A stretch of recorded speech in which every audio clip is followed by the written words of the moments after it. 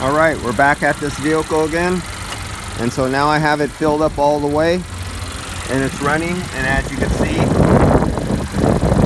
I gained a whole 1.5 degrees by filling it up all the way. 1.5 degrees extra I gained by going from 230 grams and filling it all the way up to 465 grams.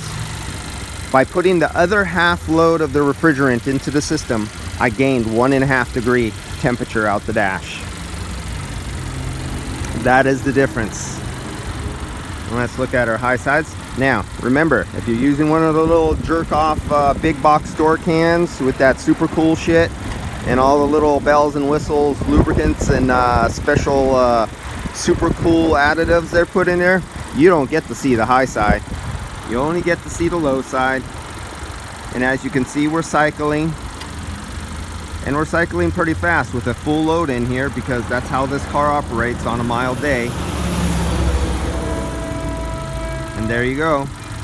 So if you're a consumer who didn't know what you were doing, but you read the instructions that you're supposed to get somewhere around there 30 some psi, but yet this thing kept dipping down into you into 20s because it wouldn't stay at their thing, just keep jamming and jamming more refrigerant in there and just keep on pumping it in there until it stops cycling. It would stay up there at 30 some degrees, way overloaded, but on a mild day because you went out on a hot weekend.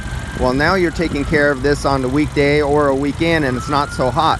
So a consumer just keeps on pushing them in there because the guy at the parts store says you just use this little gauge, get it into green, and green means good, right? And this is exactly why we get to sell a lot of compressors.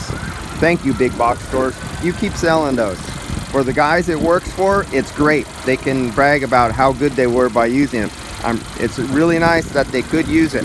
But for the customers where it messes up on them and now they need an AC system, that's where the sad story comes in. But if you go back and tell the big boxer, hey, your thing burnt up my thing. Oh no, didn't you read way down there in the asterisk it says only a professional to perform these procedures?